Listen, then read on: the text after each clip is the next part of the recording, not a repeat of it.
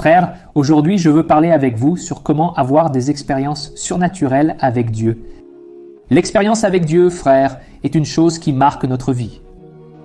C'est quelque chose de si profond, c'est une expérience que vous vivez avec Dieu si marquante que cela devient un tournant dans votre vie.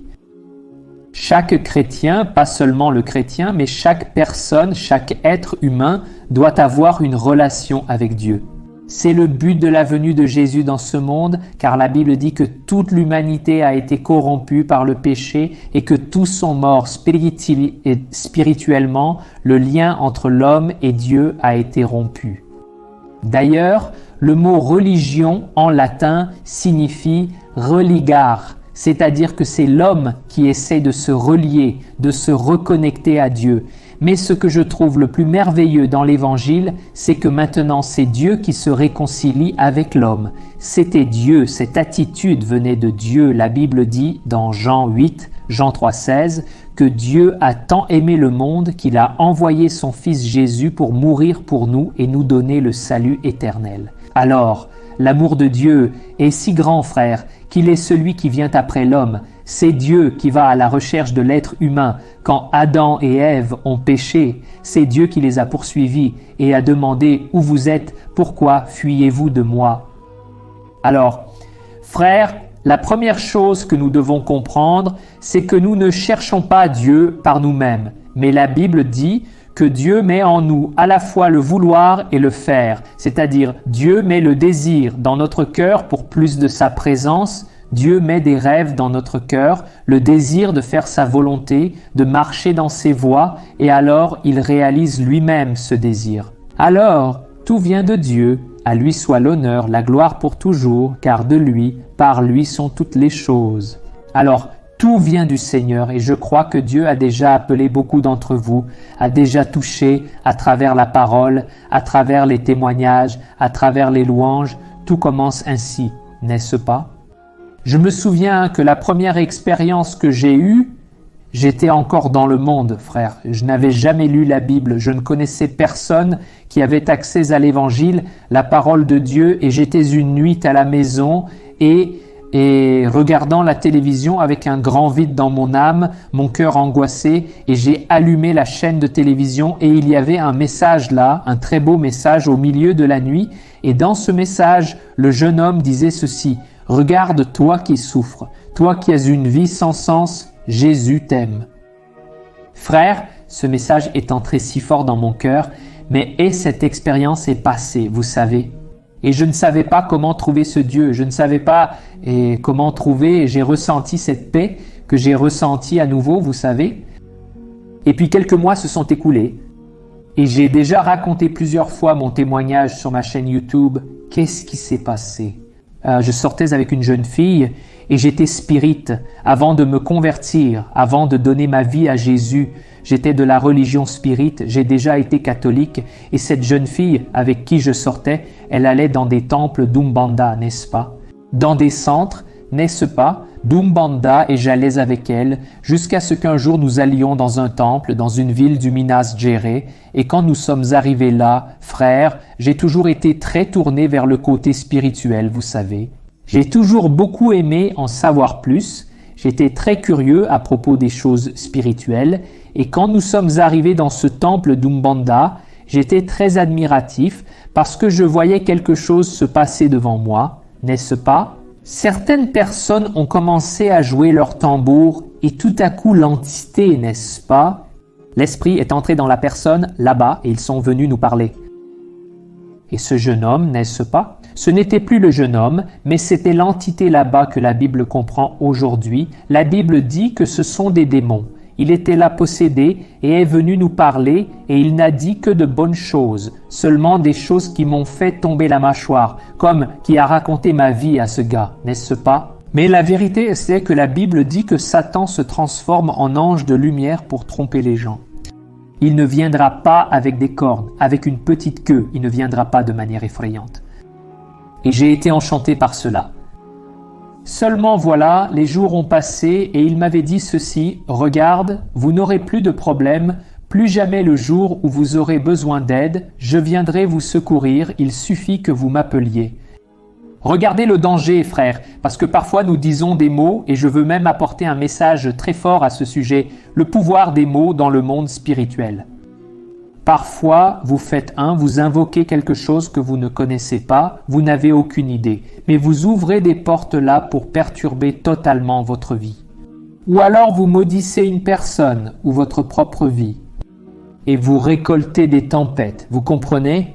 Vous récoltez des problèmes pour votre vie.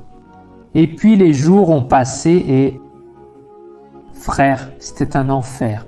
Ma vie semblait n'avoir plus aucun sens. Tout a commencé à mal tourner et aujourd'hui je comprends que c'était justement pour que j'invoque cette entité. Frère, je suis rentré chez moi. Je me souviens très bien. Il était tard et j'avais beaucoup de problèmes. Et ainsi, beaucoup de pensées de mort voulant mettre fin à ma vie, beaucoup de souffrances, vous savez? Et alors, qu'est-ce qui s'est passé? Je suis rentré chez moi et j'ai invoqué cette entité. Mais quand je suis entré dans ma chambre et que j'ai commencé à faire cette prière, n'est-ce pas qu'il m'avait transmis à ce moment-là quelque chose de très fort a touché mon cœur et il a dit « Ne fais pas ça parce que ce n'est pas bon, ce n'est pas de Dieu. » Frère, personne ne m'en a parlé, mais je l'ai ressenti et j'ai décidé de ne pas le faire sans vraiment comprendre pourquoi. Et cette jeune fille avec qui je sortais, mon ex-petite amie, elle a appelé cette entité. Et je ne savais pas cela, mais je n'ai su que de nombreuses années plus tard, après que Jésus était déjà dans ma vie, et je suis allé lui raconter mes expériences. Et elle a alors dit qu'elle avait vraiment appelé l'entité quand je suis arrivé chez elle. Elle m'a dit comme ça, regarde, là...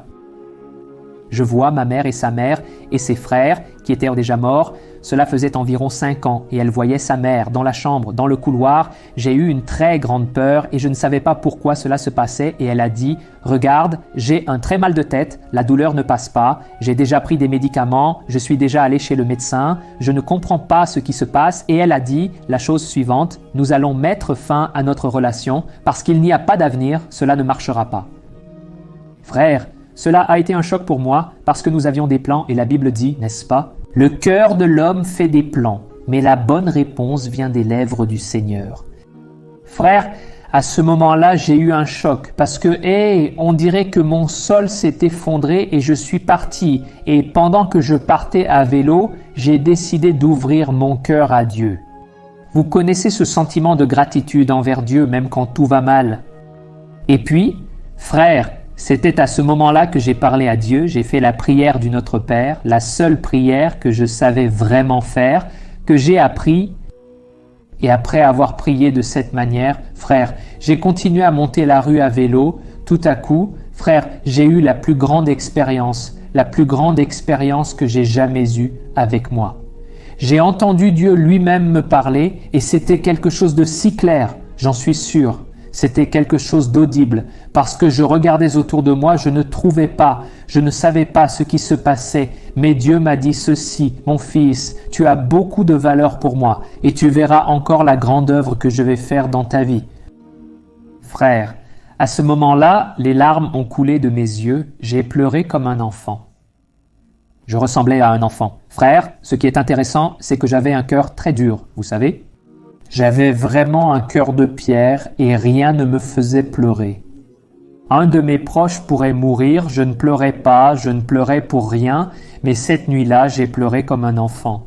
C'était une expérience formidable et je ne le savais pas non plus, mais ma grand-mère, la mère de mon père, priait déjà pour moi. Regardez le pouvoir de la prière, frère.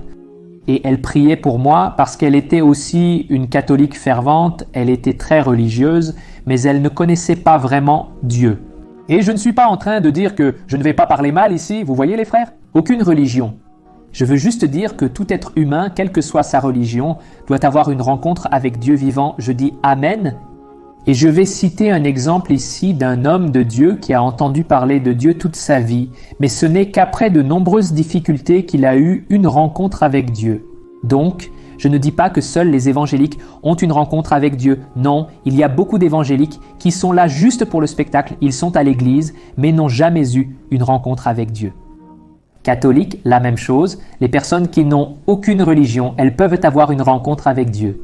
Alors, je vais vous montrer ici mes expériences pour vous inspirer. Parce que si je suis ici aujourd'hui en train de vous parler, de vous raconter ces expériences, c'est parce que Dieu est un Dieu qui ne se limite à rien.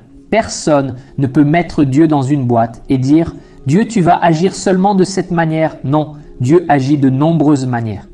La Bible dit que cela s'appelle la grâce multiforme de Dieu, c'est-à-dire que la grâce du Seigneur se manifeste de différentes manières. Alors, c'était mon expérience et j'ai entendu cette voix de Dieu et le lendemain, je suis rentré à la maison. En fait, je suis rentré à la maison, j'ai essuyé mes larmes, je n'ai rien dit à personne, mais je me suis endormi en pensant « Comment est-ce que je fais pour trouver cette voix, ce Dieu ?» Je savais seulement, frère, que c'était le Dieu, le créateur des cieux et de la terre qui venait de me parler, et je sais seulement que je suis arrivé le lendemain, j'ai raconté à mes amis, n'est-ce pas? J'étais tellement heureux. Et alors, frère, à ce moment-là, mes amis ont jeté un seau d'eau froide et ils ne m'ont pas cru. Ils ont dit que c'était dans ma tête. Ou avez-vous déjà vu Dieu parler ainsi aux gens? Dieu ne parle pas. J'étais le plus désordonné là-bas. Vous avez vu les frères? Je ne vais pas nier cela. J'étais le plus désordonné de la classe et alors ils ont douté que quelque chose comme ça pourrait m'arriver, mais les frères, c'était une expérience. Je n'ai pas eu de doute. Bien sûr, l'ennemi s'est levé très fort après cela et c'était justement une semaine après que j'étais allé à ce terreiro, n'est-ce pas? En résumé, frères, après cela, j'ai eu beaucoup d'expériences avec Dieu, grâce à Dieu, parce qu'une chose dont j'ai toujours eu peur, c'est d'être un croyant tiède, vous savez. Un croyant qui est juste religieux, eh bien, il ne vit pas vraiment en présence de Dieu. J'ai toujours eu très peur de cela et j'ai toujours cherché Dieu à cause de cela, car je voulais toujours plus, j'avais constamment cette soif. Vous vous souvenez de ce que j'ai dit au début? Dieu lui-même met ce désir en nous, n'est-ce pas? Au fur et à mesure que vous marchez avec lui, vous ressentez de plus en plus le désir de chercher Dieu. Maintenant, si une personne vit seulement une religiosité, si elle va à l'église seulement parce que son père l'a ordonné, que sa mère insiste, ou à cause de son petit ami ou petite amie, alors cette personne ne va pas à cause de Jésus, mais quand vous y allez avec l'intention d'entendre la voix de Dieu, alors vous ouvrez votre cœur et là, le Seigneur fait son œuvre. Amen. Alors, beaucoup de personnes, elles ont des expériences avec Dieu. C'est vrai, c'est très courant et je sais que beaucoup d'entre vous m'écoutent, ont de nombreux témoignages, des expériences à raconter, mais ce ne sont pas toutes les personnes qui ont la plus grande expérience de toutes, qui est la nouvelle naissance. Comme je vous l'ai dit au début de cette vidéo, tout être humain est mort dans ses péchés. Il n'a pas accès à Dieu, bien que Dieu bénisse parce qu'il y a une grâce commune qui atteint toutes les personnes. Par exemple, Jésus a dit que la pluie tombe sur le juste et sur l'injuste, c'est-à-dire, peu importe le type de personne, elle peut vivre de bonnes choses sur cette terre, mais tout être humain doit passer par la plus grande expérience de toutes, qui est la nouvelle naissance. Quand vous reconnaissez que Jésus est votre Seigneur, votre Sauveur, et que vous vous repentez de vos péchés, et que vous dites avec votre bouche, « Jésus, entre dans ma vie. Je crois que tu es mon Seigneur, mon Sauveur. » À ce moment, vous êtes sauvé. Amen. Et ce n'est pas la seule expérience, c'est la première, c'est la plus grande de toutes. Mais ensuite, Dieu veut que vous ayez des expériences avec lui, n'est-ce pas? Alors, beaucoup de gens ont des expériences de délivrance, d'accidents, de voitures. Combien de personnes, des personnes qui ne le sont même pas, chrétiennes, religieuses, ont déjà eu des délivrances dans lesquelles elles reconnaissent que c'était Dieu qui les a délivrées?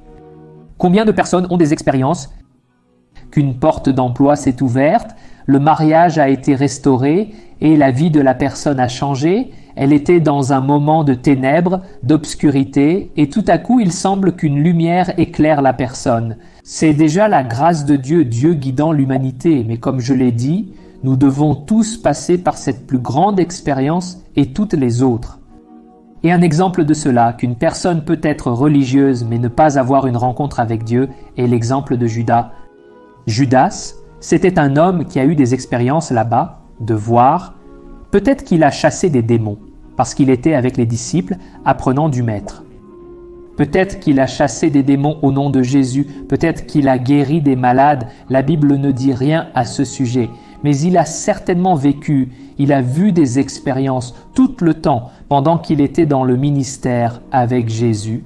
Mais il n'a pas connu cette nouvelle naissance, il ne s'est pas vraiment converti. Vous comprenez les frères? Donc, il est très important de prioriser cela. La plus grande expérience de toutes, c'est quand vous ouvrez vos yeux et vous voyez que vous étiez perdu, que vous étiez un pécheur condamné, mais maintenant Jésus est venu pour vous sauver et il vous a sauvé. Amen. Aujourd'hui, frères, je souhaite vous parler de la façon d'avoir ces expériences. Si vous le souhaitez, laissez dans les commentaires. Je peux vous raconter quelques autres que j'ai eues, mais nous pouvons tous avoir des expériences. Je me souviens d'une fois, frère, si vous le permettez, je vais poursuivre. Si vous le permettez, cela prendra beaucoup de temps. Je veux être pratique dans ce message et vous donner le pas à pas. Allons-y. Une fois, j'étais à un congrès chrétien, n'est-ce pas? Et nous cherchions Dieu et c'était un camp.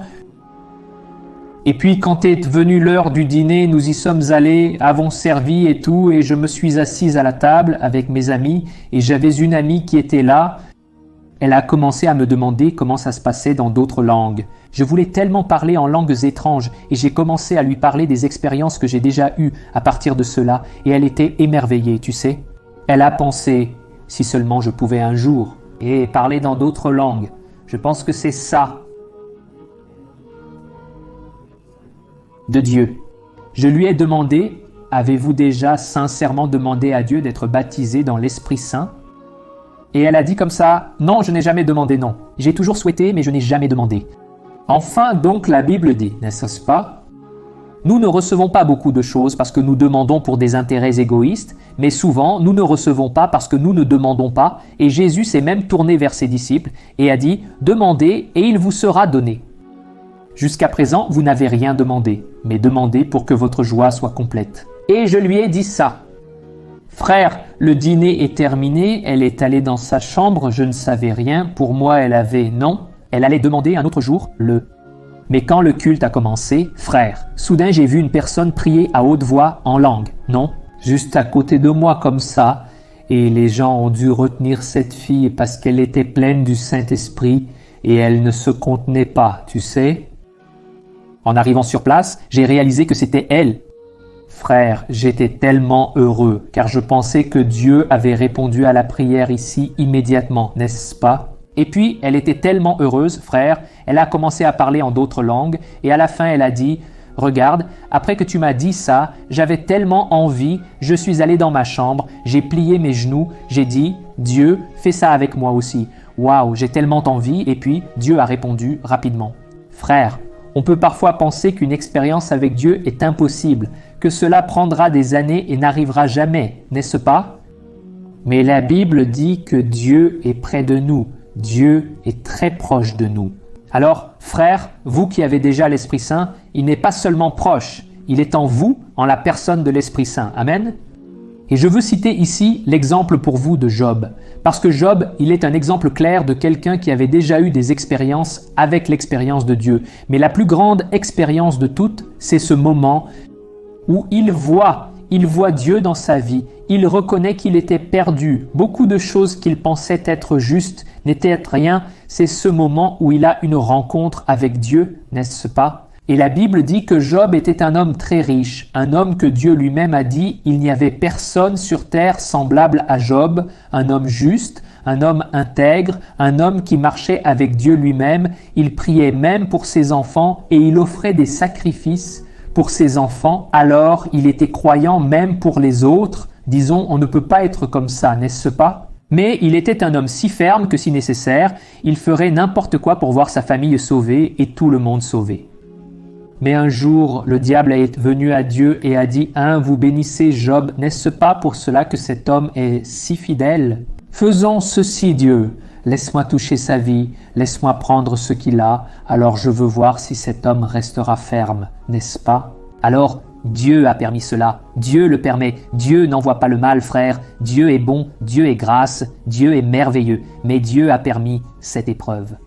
Alors Dieu lui-même a dit, regarde, tu peux faire cela, mais tu ne toucheras pas à sa vie, parce que sa vie m'appartient. Et alors, qu'est-ce qui s'est passé? Nous allons voir ici maintenant, je veux lire pour vous Job chapitre 1, versets 18 à 22. Faites attention, regardez ce qu'il a dit. Alors qu'il parlait encore, un autre messager est arrivé et a dit « Vos fils et vos filles étaient à un banquet mangeant et buvant du vin dans la maison de l'aîné, quand soudain un vent très fort est venu du désert et a frappé les 4 coins de la maison qui s'est effondrée. Ils sont morts et je suis le seul qui est échappé pour vous le dire. En entendant cela, Job s'est levé, a déchiré son manteau et rasé la tête. Puis il s'est prosterné sur le sol en adoration et a dit « Je suis sorti nu du ventre de ma mère et nu je partirai. » Le Seigneur a donné, le Seigneur a repris, que le nom du Seigneur soit loué. Dans tout cela, Job n'a pas péché ni accusé Dieu de quoi que ce soit. Alléluia. Si vous voulez faire l'expérience de Dieu, la première chose à faire est de devenir un adorateur. Dieu, il est à la recherche de véritables adorateurs. Et ici, Job, il a adoré Dieu. Dans le moment le plus difficile, frère, et peut prêter attention tant dans sa vie que dans celle des autres. Souvent, c'est dans les moments les plus éprouvants qu'une personne vit des expériences divines. Quand la personne est au pire, ce sont les moments de plus grande révélation. Vous qui vous sentez seul aujourd'hui, vous vous sentez abandonné, vous vous voyez dans ce désert depuis tant d'années, mes frères, c'est à ce moment que Dieu veut se révéler à nous. Pourquoi ? C'est à ce moment que nous sommes les plus faibles, mais la Bible dit que lorsque nous sommes faibles, c'est alors que nous sommes forts. Alors, c'est à ce moment que la puissance de Dieu se perfectionne dans notre faiblesse. Et Job, il a appris en une seule journée que sa maison s'est effondrée, ses enfants sont morts, il a ensuite perdu son bétail, il a perdu tous ses biens, ses employés sont morts. Frères, les psychologues eux-mêmes, les psychiatres, ils reconnaissent qu'une personne, si elle perd autant de gens, elle ne résiste pas, elle ne supporte pas, la douleur est si grande, la souffrance est si grande, ou si elle résiste, elle ne sera jamais la même personne. Elle aura toujours ses blessures dans l'âme. Mais Job, la Bible dit que, je vais lire pour vous, en entendant cela, Job s'est levé, a déchiré son manteau et rasé la tête, puis il s'est prosterné par terre en adoration et il a dit « Je suis sorti nu du ventre de ma mère, je vais revenir nu, je vais partir nu, le Seigneur m'a donné, le Seigneur a pris, béni soit le nom du Seigneur. » Quelle bénédiction et expérience, mes frères! Peut-être que nous pensons que l'expérience est seulement comme ça, avoir des anges. J'ai déjà eu une telle expérience, je peux dire que c'est merveilleux. Mais nous pensons que ce sont seulement des choses glorieuses. Mais parfois, c'est dans un moment difficile que nous avons cette expérience de ouvrir notre cœur devant Dieu. Tu sais, avoir une rencontre, je crois que cela n'est possible qu'avec le toucher de Dieu. Une personne ne peut pas adorer Dieu par elle-même à un moment comme celui-ci, c'est-à-dire elle est déjà visitée par Dieu. Je me souviens une fois d'une jeune femme, son fils habitait près de notre ville, à environ 40 minutes, et cette femme, elle vivait à l'étranger et elle a appris que son fils était mort et il ne voulait pas enterrer le garçon parce qu'il voulait attendre l'arrivée de la mère et il n'y avait qu'un vol de nuit. En résumé, cette femme est arrivée le lendemain et tout le monde était très inquiet parce que le garçon c'était un enfant unique, vous savez, des frères. Et quand cette femme est arrivée devant le cercueil, n'est-ce pas, lors de cette veillée funèbre, tous pleuraient, désespérés et effrayés par sa réaction. Cette femme a regardé son fils, a soupiré de soulagement et elle a fait cette déclaration de Job. Je me souviens, frère, que cela était devenu un témoignage dans la région. Toutes les églises en parlaient parce qu'elle est arrivée et a dit « Le Seigneur m'a donné, le Seigneur a pris, béni soit le nom du Seigneur. » Regardez quelle bénédiction, frère. Seule une personne remplie de Dieu peut dire une telle chose. Même si elle pense ainsi « Ah, je suis loin de Dieu, je fais tellement d'erreurs », mais une personne, parfois, elle montre qu'elle a Dieu dans sa vie. Parfois, dans ces pires moments où les gens te regardent et ils pensent comment cette personne supporte tant d'approbation et elle ne se plaint pas et elle n'abandonne pas son Dieu. Alors là, Job, la Bible dit qu'il s'est prosterné en adoration, c'est-à-dire il était très triste, il était complètement bouleversé par tout cela, mais il ne s'est pas plaint et la Bible se termine en disant « Dans tout cela, Job n'a pas péché ni blâmé Dieu pour quoi que ce soit. » Alors, si vous voulez avoir une expérience avec Dieu, en premier lieu, vous devez adorer Dieu, créer cette habitude d'adoration. Quand vous êtes parfois, généralement, on va à une veillée, c'est très courant, j'ai vécu beaucoup d'expériences comme ça, vous commencez à prier, chacun va dans son coin, n'est-ce pas? Faire cette prière. Et puis quand vous commencez à ce moment-là à retirer et votre focus, faites attention frère, vous commencez à retirer le focus des problèmes, des préoccupations autour de vous. Vous commencez à vous concentrer sur Dieu et à adorer le Seigneur. Vous commencez à dire « Seigneur, je veux te remercier. Seigneur, merci beaucoup. Tu es digne de toute adoration. Dieu, je t'aime parce que tu es ma force. Le Seigneur est toujours avec moi. » Frère, vous commencez à adorer. Vous commencez là, frère. Vous commencez à attirer la présence de Dieu. Amen. Quand vous commencez à attirer la présence de Dieu, c'est le moment où le Seigneur commence à se révéler à vous. Il commence à enlever cette tristesse. C'est comme si c'était une transplantation. Vous donnez votre cœur à Dieu et Dieu commence à mettre son cœur dans le vôtre. Il commence à enlever la tristesse, la douleur, l'angoisse et tout ce qui vous affligeait auparavant. Votre visage commence à se métamorphoser. C'est ainsi que cela s'est passé avec Anna. Anna, la Bible dit qu'elle a eu une grande expérience avec Dieu en prière. Son cœur était complètement dévasté parce que cette femme avait souffert de manière terrible ces dernières années, parce qu'elle a été humiliée, moquée, parce qu'elle ne pouvait pas avoir d'enfant. Et à cette époque, une femme qui ne pouvait pas avoir d'enfant était considérée comme rien, vous savez. Elle n'avait aucune valeur, mais elle est allée devant Dieu et elle pleurait tellement que le prêtre Élie la regardait et lui disait « Femme, arrête de boire du vin, arrête d'être ivre comme ça, parce que regarde ça, tu dis un tas de choses et il n'y a même pas de mots qui sortent de ta bouche. » Et elle s'est tournée vers cet homme avec beaucoup de sérénité et elle a dit « Monsieur, je veux que vous compreniez ceci, je suis amère. Mon cœur est brisé ici en présence de Dieu, et c'est pourquoi il n'y a pas de mots qui sortent de ma bouche.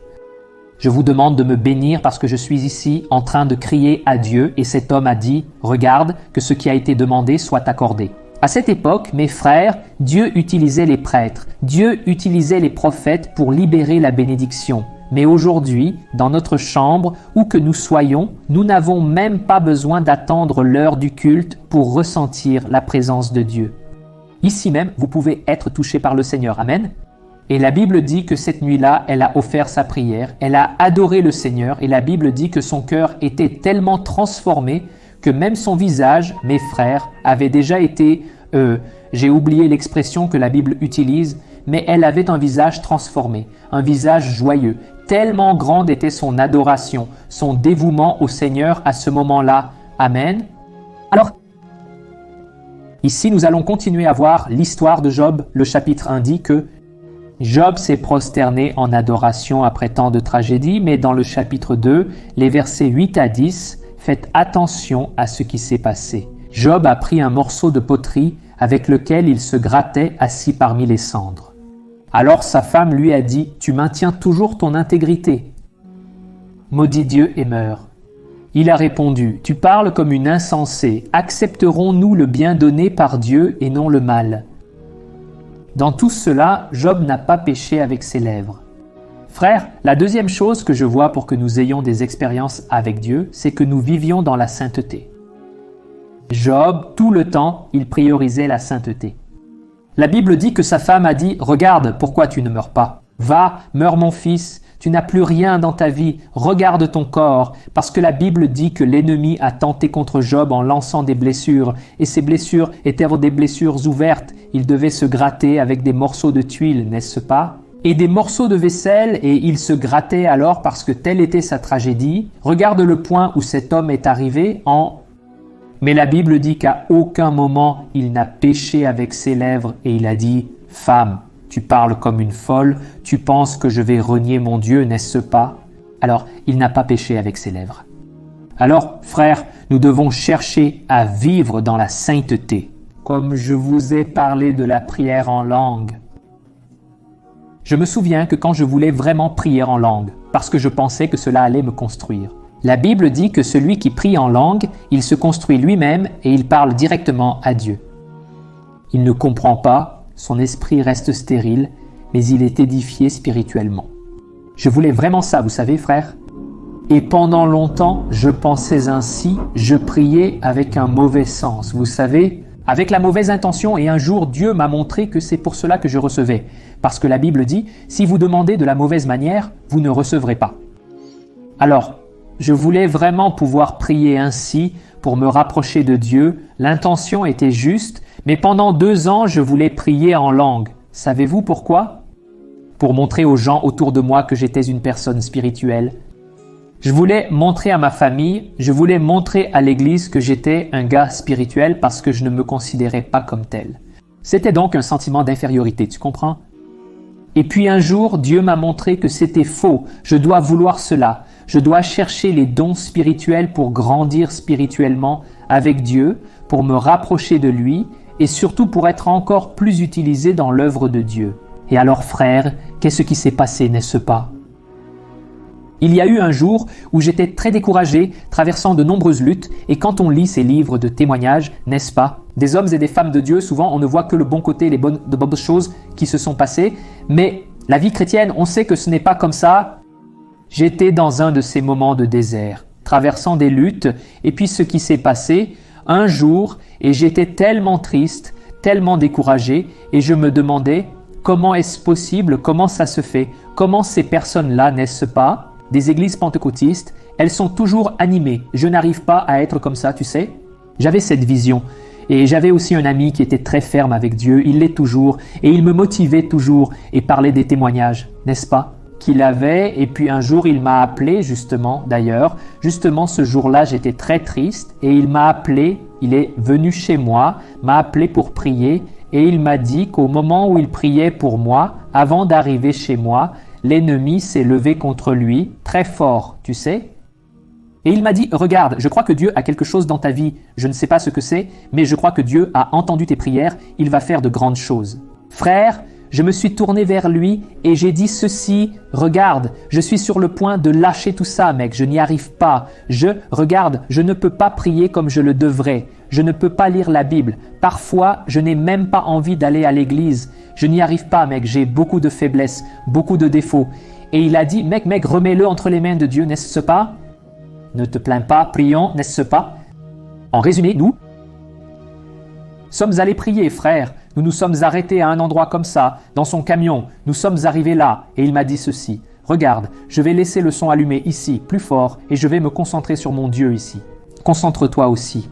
Et puis j'ai pensé, oh ce gars, je pense qu'il doit penser que, comme je lui avais déjà dit que je voulais vraiment prier en langue, recevoir ce don de langue, je pense qu'il va me mettre sous pression maintenant parce qu'il a mis la musique très forte, parce que je pense qu'il doit m'encourager à prier en langue, mais je n'y arrive pas. J'ai déjà essayé. Vous savez les frères, essayer par soi-même ne sert à rien. Cela doit vraiment venir de Dieu, n'est-ce pas?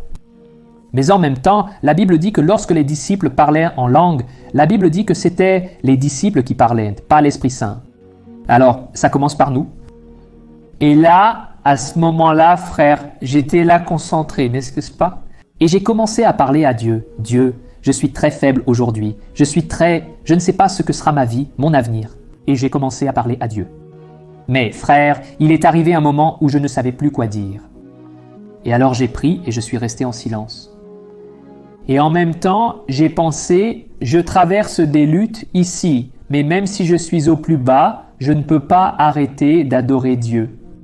Et c'est alors, frère, que j'ai pensé, je vais recommencer à adorer Dieu. Et quand je suis revenu, frère, à parler à Dieu, le Saint-Esprit a pris ma bouche et il a commencé à me remplir, Et j'ai commencé à parler en d'autres langues, des langues que je ne connaissais pas. Et j'ai passé beaucoup de temps là, j'ai passé plus d'une demi-heure à prier en langue. Et soudain, ce jeune homme qui était avec moi, il a commencé à interpréter ce que je disais. Il a commencé à comprendre tout ce que je disais. Et Dieu a commencé à me parler. Frère, je pleurais. Je ne voulais jamais arrêter ça. Moi, si le monde se terminait là, si je mourais à ce moment-là, pour moi, c'était déjà suffisant. J'étais très satisfait parce que Dieu a réalisé mon rêve. Frère, Dieu, il veut nous remplir avec sa présence. Dieu veut nous donner des expériences. C'était la plus grande, une des plus grandes, n'est-ce pas? Expérience que j'ai eue, qu'est-ce qui s'est passé? 2 jours se sont écoulés, frère. Je étais émerveillé par tout cela. 2 jours se sont écoulés, j'ai été appelé pour aller à un congrès à Ribeirão-Preto, qui est près de ma ville. Il y aurait un congrès du IA devant le trône, et lors de ce congrès, Dieu a beaucoup parlé avec moi. Frère, pour commencer, depuis que j'ai quitté ma ville jusqu'à mon arrivée à Ribeirão-Preto, j'ai prié en langue, car l'Esprit Saint m'a rempli là-bas avec sa présence. Alors, j'ai commencé à profiter de choses que je ne profitais pas aussi fortement avant, tu sais. Je réalise que la prière en langue m'a ouvert une nouvelle voie avec Dieu et il est important de se rappeler une chose. Frère, je sais que beaucoup d'entre vous pensent peut-être « Ah, mais je ne prie pas en langue, je n'ai jamais eu une expérience avec Dieu. Je n'ai jamais entendu Dieu me parler. » Mes frères, comme je l'ai dit, la plus grande expérience est le salut, c'est la principale de toutes. Si vous avez déjà donné votre vie à Jésus, la Bible dit que vous avez déjà reçu le baptême du Saint-Esprit. Le Saint-Esprit est venu habiter en vous. La prière en langues est un supplément, un extra, un plus, n'est-ce pas? Mais pour cela, vous devez chercher. Et cette période dont je te parle, où j'ai vécu tout cela, était une période où je cherchais beaucoup Dieu, beaucoup de prières, je jeûnais, je voulais vraiment avoir une rencontre avec Dieu. Et alors, frère, qu'est-ce qui s'est passé? Je suis allé à ce congrès. Nous sommes arrivés à ce congrès. Dieu a commencé à beaucoup nous parler, à tous, mes amis qui sont venus avec moi, mais en moi a commencé à naître un désir de savoir ce que Dieu avait pour ma vie. Je voulais savoir ce que Dieu avait pour moi. J'ai toujours aimé chanter, j'avais un groupe de rock quand j'étais du monde. Nous avons même sorti un 4 saintes et donc Après ma conversion, on m'a immédiatement fait chanter à l'église. Et j'ai commencé à chanter à l'église, mais en moi, je ne sentais pas que c'était ce que Dieu avait pour moi, d'être un ministre de louange, malgré ce que tout le monde disait, mais je rêvais que je prêchais, je rêvais que je mettais la main sur la tête des gens. Et Dieu m'utilisait avec des mots et je ne le disais à personne. Et alors cette nuit-là, à ce congrès, je suis allé voir mes amis et j'ai dit « Regardez, Dieu va me parler, ce qu'il a pour ma vie, je veux savoir quel est mon appel, parce que je ne veux plus continuer ainsi. Dans ce doute, je veux que Dieu me le révèle. » Frères, nous sommes partis, ce congrès s'est terminé, nous sommes allés dîner et ensuite nous sommes allés dans un appartement et regardez ici, je vais juste ouvrir une parenthèse ici. Une sœur a commenté ce qui suit « Je n'ai jamais prié en langue » et cela semble quelque chose d'inaccessible. Mes frères, pour l'homme, toutes ces choses sont impossibles. L'homme et pour lui faire une prière n'a été possible que parce que Jésus est mort pour nous. Nous ne pouvons avoir une expérience avec Dieu que par la grâce de Dieu et cela ne signifie pas que vous serez meilleur que quelqu'un, que je suis meilleur que vous par amour de Dieu, vous comprenez? Ce n'est pas ce que je veux transmettre, ce n'est pas l'image que je veux transmettre. Au contraire, je veux partager ces expériences pour que vous compreniez que si vous adorez Dieu, si vous cherchez une vie de sainteté, si vous cherchez le Seigneur lui-même de tout votre cœur et persistez dans cette recherche, il n'y a aucun moyen que vous ne le trouverez pas. Jésus a dit « Celui qui frappe à la porte, elle sera ouverte, celui qui cherche trouve. Amen. » Alors, qu'est-ce qui s'est passé? J'étais là à ce congrès et puis nous sommes partis, nous sommes allés dîner et nous sommes arrivés dans un appartement. Quand je suis arrivé dans cet appartement, frère, j'ai été impressionné parce qu'il y avait une petite sœur là-bas, très simple. Je l'avais déjà rencontrée un jour avant, n'est-ce pas? Et elle était là en train de prier en langue et elle était là sur le canapé retourné vers la partie intérieure du canapé, recroquevillée là et priant frère. Mais c'était la chose la plus belle et je me suis dit, si seulement je pouvais avoir une expérience avec Dieu comme ça, si seulement, parce que c'est quelque chose de si profond que cette femme vit, je l'ai vue dans ainsi sa prière, c'était quelque chose d'indescriptible. Et puis, soudainement, cette femme a commencé à dire ceci, c'est « Voici, regardez ce qu'il dit, c'était déjà Dieu qui parlait là, les frères, voici que j'apporte 8 anges dans ce lieu. » Frères, moment, tout le monde était là, nous étions dans une ambiance, c'est de plaisanterie, un parlant, riant, et puis, à ce moment-là, tout le monde s'est arrêté et nous nous sommes rapprochés d'elle et nous avons commencé à prier, n'est-ce pas? Et est venue cette crainte de Dieu, cette ambiance, vous savez que Dieu était présent. Frère, j'ai fait le compte, n'est-ce pas? J'ai regardé, j'ai compté à partir de moi. Il y avait 8 personnes à cet endroit. Cette femme n'a pas vu. Elle était tournée vers le canapé en prière. Elle ne nous regardait même pas. Et tout à coup, Dieu a parlé à chacun. Frère, en prophétie, et toi qui as le désir d'être utilisé, n'est-ce pas? La Bible dit « Priorise le don de prophétie car il édifie toute l'Église ». La prophétie, c'est Dieu lui-même qui parle, n'est-ce pas? Je sais que beaucoup de gens ne croient même pas en ces choses. Mes frères, je suis aujourd'hui le fruit des promesses de Dieu, des prophéties que j'ai reçues il y a longtemps. Dieu m'avait déjà parlé il y a longtemps, et donc croyez-le. La première chose à faire est de croire en ces choses. Vous devez ouvrir votre esprit parce que tout ce que je vous dis, ce sont encore de petites choses, très petites par rapport à ce qui est écrit dans la Bible.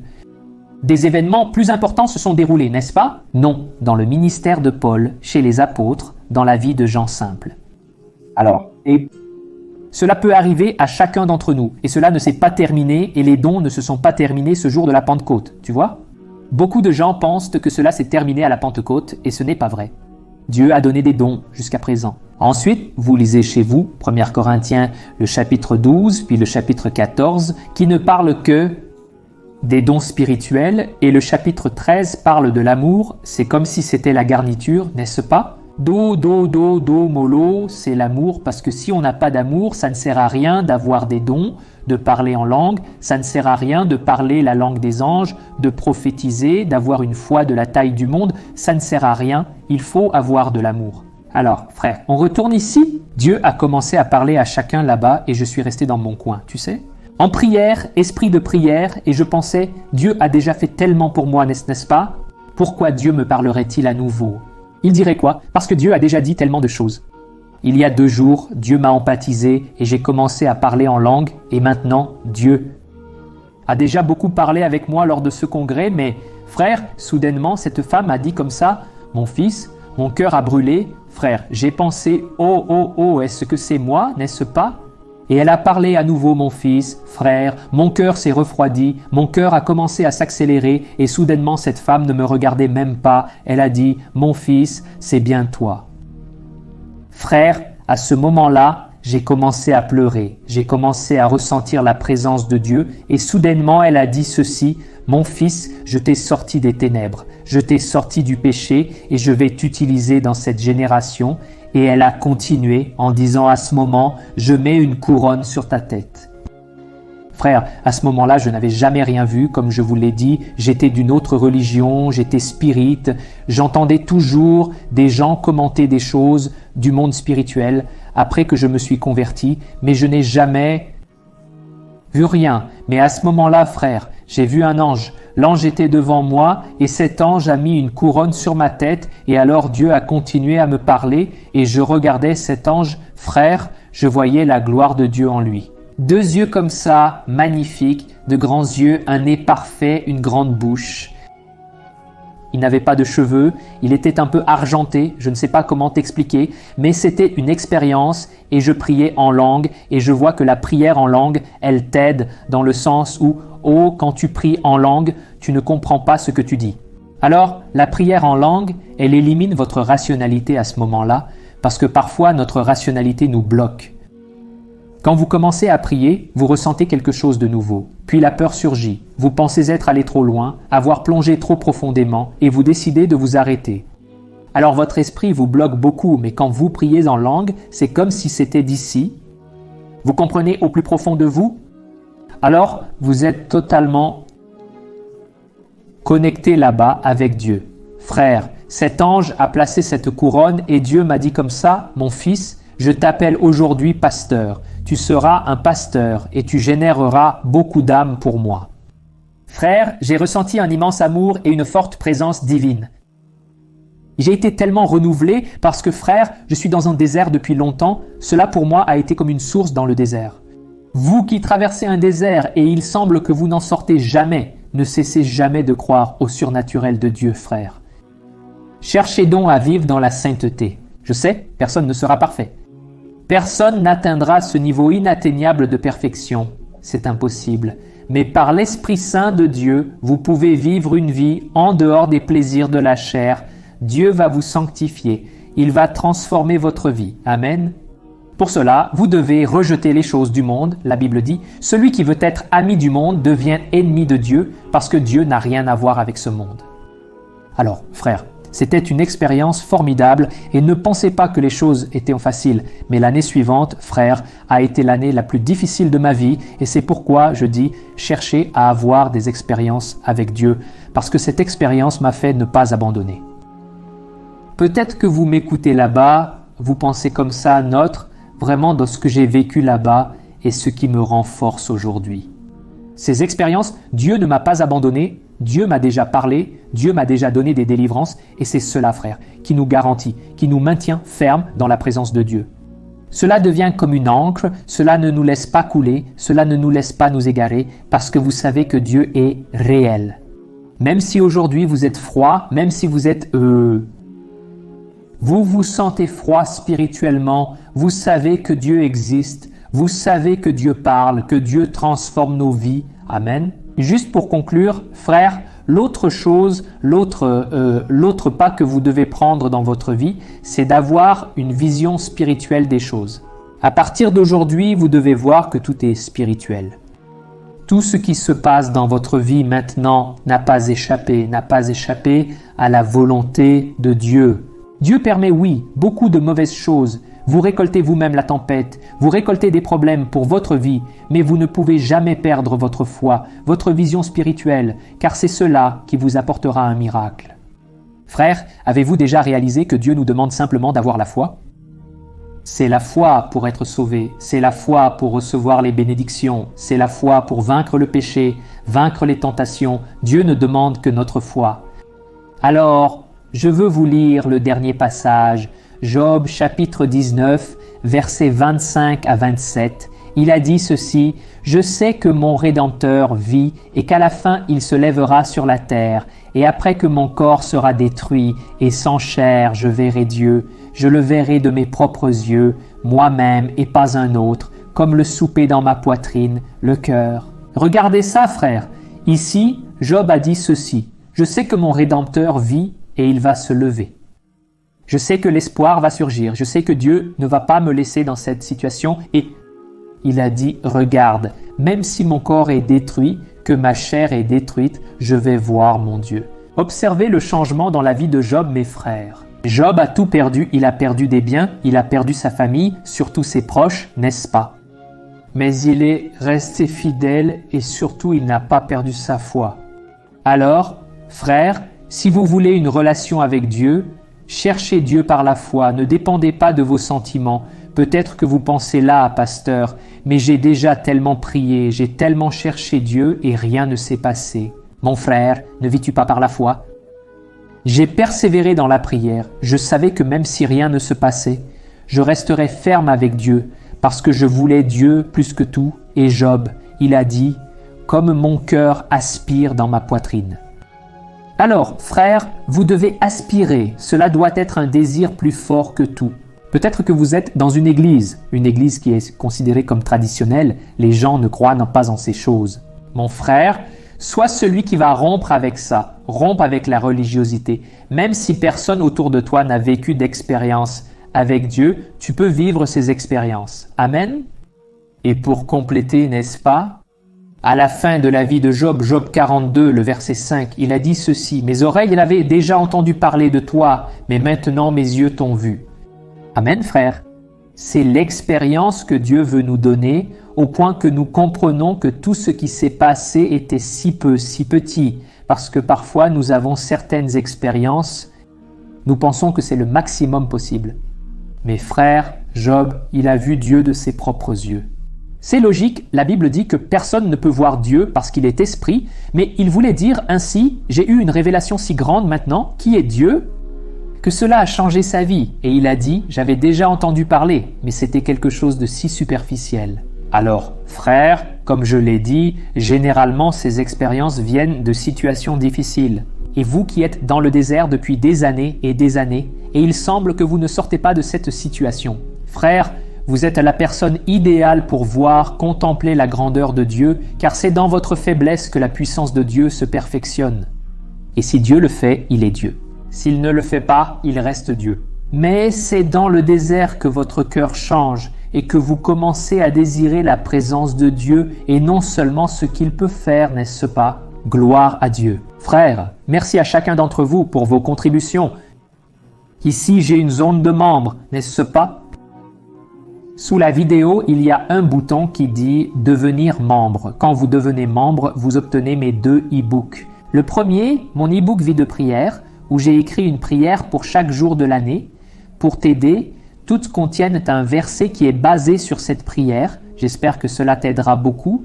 Et aussi l'e-book, mon livre numérique, Minutes de paix, où je propose 100 leçons bibliques pour que tu puisses les mettre en pratique dans ta vie quotidienne et te rapprocher encore plus de Dieu. Amen. Et tout cela est un bonus que je te donne, parce qu'en réalité, tu seras en train d'aider des chrétiens d'1, 2 à 4 institutions que je soutiens, où des enfants dans le besoin sont aidés, recevant de la nourriture physique et surtout de la nourriture spirituelle. Et aussi des toxicomanes, des personnes qui sont dans les vices de la drogue, de l'alcool. Ces institutions, elles sont axées sur cela. Et je suis déjà à la recherche d'une autre institution, d'une jeune femme qui fait un travail incroyable, une femme de Dieu. Elle aide environ 100 enfants. Et je crois qu'avec elle, vous avec moi et nous avec elle, nous allons aider plus de 300 enfants. Alors, tout cela est pour la gloire de Dieu et grâce à votre contribution. D'accord? Alors, c'est sous mes vidéos sur YouTube, le bouton « Sois membre », d'accord? Et maintenant, je veux faire une prière pour vous et vous qui désirez avoir une expérience avec Dieu, frère. Cela commence à partir de maintenant. Cela vaut vraiment la peine. Vous cherchez Dieu et cela, frère, c'est un processus. Vous commencez à vous sanctifier, vous commencez à adorer Dieu, vous commencez à partir de votre cœur les peurs, les angoisses, les préoccupations et vous commencez à plonger dans l'esprit. Parce que ainsi, Jésus dit, quand vous allez prier, pourquoi Jésus a-t-il dit cela? Faites attention, il dit de quand vous allez prier, entrez dans votre chambre, fermez la porte et en secret vous allez prier et Dieu va et vous répondra, il va vous récompenser. Jésus voulait dire ceci, éliminer les distractions. Entrer dans la chambre peut signifier votre travail, cela peut signifier la salle de bain, n'est-ce pas? J'ai déjà eu une expérience avec Dieu dans la salle de bain. Moi, c'est un endroit très agréable. Je ne sais pas expliquer pourquoi, mais vous êtes là, n'est-ce pas? Recevant l'eau et vous êtes tout le temps, vous et Dieu. Là, j'ai déjà eu des expériences dans de nombreux endroits. Alors, la chambre ce n'est pas un lieu physique, mais c'est un lieu où il n'y a pas de distraction, d'accord? Et en second lieu, Jésus voulait dire ceci. Ceux qui prient sur les places prient en public. Non pas que ce soit mal, frère, mais la prière principale est celle en secret, car en public, vous pouvez tomber dans la tentation de vouloir recevoir la récompense des hommes et vouloir être loué par les hommes, mais la vraie récompense vient de Dieu. Alors, si vous voulez quelque chose de Dieu, parfois vous ne pourrez même pas prier avec beaucoup de gens. Je vais être sincère, je préfère, frère, faire une veillée où je vais plus 1, plus 2, plus 3, au maximum là, frère, au maximum 5 personnes, parce que passé cela, il y a déjà d'autres intentions. Parfois, les gens sont là juste pour voir un miracle, juste pour voir le surnaturel. Ils ne veulent pas vraiment chercher Dieu et adorer Dieu. Alors, il faut éliminer les distractions et il faut vaincre notre chair. Notre chair, frère, elle veut se montrer et notre chair pense qu'elle est meilleure que les autres. Et vous ne pouvez vaincre cela que lorsque vous cherchez vraiment Dieu de tout votre cœur, vous éliminez les distractions, vous éliminez toute pensée qui s'élève contre, toute peur, toute préoccupation, anxiété, et alors vous commencez à avoir une rencontre avec Dieu. C'est à ce moment-là que vous ne voulez plus partir, parce que vous commencez à vous déconnecter et il n'y a pas moyen, frère, retenez cela, il n'y a pas moyen pour une personne qui est attachée aux choses de ce monde d'avoir des expériences avec Dieu. Vous devez vous détacher de ces choses et c'est pourquoi parfois prier sur la montagne devient beaucoup plus pertinent. Vous savez? Parce que vous êtes là, avec le seul but de chercher Dieu. Alors, ce n'est pas que l'endroit en lui-même fait la différence, mais votre cœur est plus disposé à se concentrer sur Dieu, n'est-ce pas? Alors, maintenant je veux prier, je veux demander à Dieu de transformer votre vie, mais cela va dépendre de votre persévérance dans la prière et de ne pas abandonner jusqu'à ce que vous expérimentiez des transformations dans votre vie, n'est-ce pas? Right. Seigneur, mon Dieu et mon Père, je veux te remercier pour ce moment, te remercier mon Père pour ta présence. Merci beaucoup Seigneur, parce que tu es présent tout le temps de notre histoire, avant même que nous te connaissions. Nous, Père, avions déjà des expériences. Père, parce que tu es le Dieu de grâce, un Dieu qui souhaite se lier à nous, mais Seigneur, la plus grande expérience de toutes, c'est la principale. La première doit être la nouvelle naissance. C'est pourquoi je te demande, Père, entre dans la vie de cette personne, Père, cette personne qui n'a jamais fait une prière en donnant sa vie à Jésus. Jésus entre dans ce cœur maintenant. Jésus retire cette personne des ténèbres, transporte-la vers la lumière. Jésus, je te demande, pardonne les péchés, Seigneur. Pardonne les péchés de cette personne, qu'elle puisse se sentir légère à partir d'aujourd'hui, que tu effaces la culpabilité, que par le sang de Jésus, tu pardonnes et purifies cette personne. Ô mon Père, et je te demande, Seigneur, apporte de nouvelles expériences, ce croyant qui est là froid, Père, cette jeune fille, ce jeune homme qui depuis de nombreuses années n'ont plus d'expérience, ils vivent des gloires du passé. Seigneur, nous voulons avoir des expériences aujourd'hui, et c'est pourquoi nous te demandons, mon Père, que tu répondes à ces demandes, ô Dieu. Combien de personnes ici, Père, ont besoin d'un miracle ? Combien de personnes sont dans ce désert depuis tant et tant d'années, Père, et il semble que rien ne change, rien ne se passe, mais Dieu, je veux te demander, entre Seigneur, dans cette vie, transforme cette situation, que le plus grand désir de cette personne, son plus grand désir, soit d'être en ta présence. Que tu enlèves, mon Père, toute la douleur du cœur, parce que si notre cœur change, même si les circonstances ne changent pas immédiatement, peu importe, tout a déjà changé, parce que tout commence à partir de nous, grâce à notre foi, à notre confiance en toi. Dieu, tout comme Anna, a eu une expérience avec toi, et la Bible dit que son visage s'est transformé et devenu un visage joyeux. Cette femme qui a été amère, souffrante, a eu une vie difficile. Père, soudainement tu as changé son sort, change le sort de mes frères, mon Père. Cette personne qui pleure maintenant, mon Dieu, elle est au fond du puits. Oh, mais Jésus est là. C'est à cet endroit que tu nous rencontres. C'est à cet endroit que tu nous sauves et tu nous retires, Père, des mains de l'ennemi.